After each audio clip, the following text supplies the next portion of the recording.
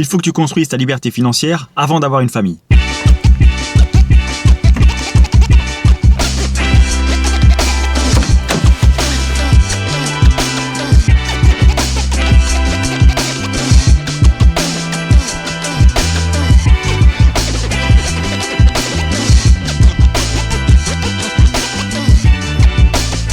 Cette phrase-là, on la voit partout. Investissez, prenez des risques, créez une société, essayez d'atteindre la liberté financière avant d'avoir 40 ans, avant d'avoir des charges, des responsabilités et une famille. Parce que si vous plantez, là vous vous plantez tout seul. La vérité derrière ça, c'est qu'on n'a qu'une seule vie. On n'est pas dans Mario Kart, on n'a pas 3 vies, on appuie sur Start et ça reset le niveau. Pas du tout. On n'a vraiment qu'une seule vie. Et c'est complètement dommage de se fixer un objectif qui nous empêche de vivre pleinement notre vie. Pour ma part, oui, j'ai des responsabilités, oui, j'ai des enfants, oui, j'ai une famille. Et pourtant, eh bien, je me restreins pas et ça me fait pas peur d'investir. Au contraire, c'est quelque chose qui me conforte dans l'idée que si j'investis, je n'investis pas que pour moi, j'investis pour toute ma famille. Donc la prise de risque est beaucoup plus mesurée et l'objectif est beaucoup plus grand. Vous voyez, toute notre vie, on nous dit de l'école maternelle jusqu'aux universités, vous allez être formé à un métier dans un domaine bien particulier. On ne nous apprend jamais, en réalité dans la vie, soit on régresse, soit on progresse. Donc il y a beaucoup de personnes qui, à la fin de leurs études, ne se forment plus du tout, se mettent dans un métier et font ce métier tout au long de leur vie. Ils ne se remettent jamais en question et au final vivent une vie malheureuse parce que l'activité qu'ils font au quotidien ne correspond plus à la personne qu'ils étaient lorsqu'ils étaient au lycée. Moi, ce que je peux vous dire de ma situation, c'est qu'avoir une famille, c'est la meilleure chose qui me soit arrivée. Alors oui, je dois passer du temps avec les enfants, oui, je dois passer du temps avec mon épouse, oui, je dois aller promener le chien, oui, je dois m'occuper également de moi, de faire du sport, d'avoir des activités à côté. Mais là, regardez, j'ai emmené ma fille ce matin au conservatoire, je suis là pendant 1 heure dans la voiture à l'attendre, je vais pas me laisser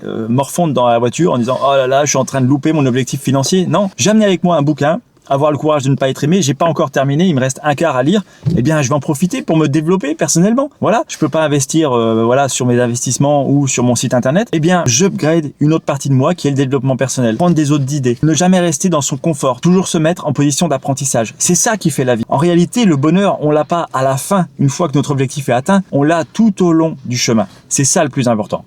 Une chose que je dois partager également, c'est qu'à la base, j'ai fait les vlogs pour bien voir un petit peu ce qui se passait dans ma vie, voir quelles étaient mes avancées, quelles étaient mes réflexions. Depuis peu, vous le savez, j'ai un objectif qui était beaucoup plus grand et qui était un petit peu caché, qui s'est révélé à travers le visionnage des vidéos, c'est d'atteindre la liberté financière. C'était ça mon objectif quand j'étais chef d'entreprise et c'est cet objectif que je reprends en cours de route, sachant que j'ai déjà investi un petit peu. Mon objectif à terme, c'est d'avoir suffisamment d'argent pour couvrir les besoins de ma famille sans être forcément obligé de travailler. Donc je vais créer une nouvelle série de vlogs qui vont s'intituler Mission Liberté 2026. À partir d'aujourd'hui jusqu'au vlog 100, je ne partagerai plus forcément tout ce qui se passe au long de ma journée. Mais je vais vous partager les actions que j'aurais mis en place, ma façon de penser, le mood dans lequel je me sens actuellement pour atteindre cet objectif financier.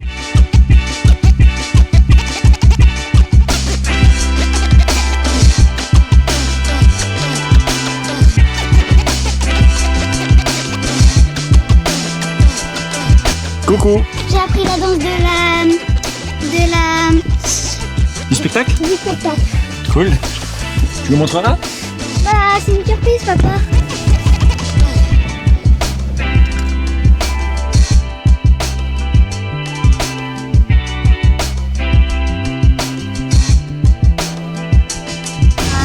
Quoi? Pourquoi tu fais des vlogs tous les jours?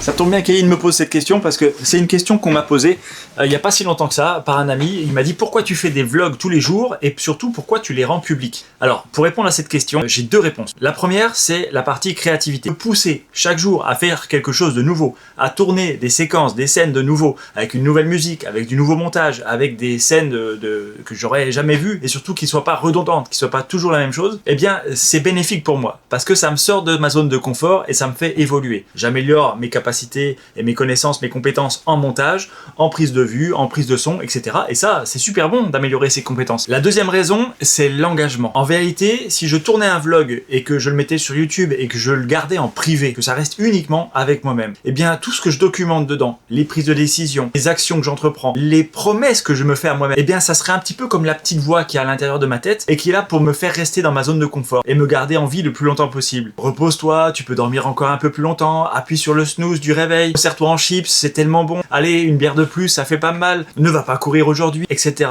Cette petite voix qu'on a tous en nous, alors soit elle est là pour nous pousser à être meilleurs, soit elle est là pour nous ralentir. Et moi actuellement, je suis dans un mode où cette petite voix me pousse à ralentir. Donc je me bats fermement contre moi-même. Donc faire des vlogs, ne pas les rendre publics, les garder que pour moi, c'est un petit peu comme cette petite voix. C'est quelque chose qui me tirerait vers le bas. Alors que quand je m'engage dans une vidéo à faire telle et telle chose, je m'oblige, je suis obligé. À partir du moment où je l'ai dit dans une vidéo et que cette vidéo est publique, je suis obligé de le faire. Je peux pas me mentir à moi-même. Je peux pas me dire, ok, bon, c'est pas grave, je le ferai demain, voilà. Non, si j'ai dit que je le faisais maintenant, je le fais maintenant. C'est pourquoi je m'oblige à rendre ces vlogs publics et je m'oblige à les révisualiser de temps en temps, histoire d'améliorer ma vie, d'améliorer mon développement personnel et d'atteindre tous les objectifs que je me suis fixés. Le but final, je vous l'ai dit, c'est d'être heureux. C'est pas forcément d'atteindre l'objectif, mais c'est de voir tout le chemin que j'aurai parcouru.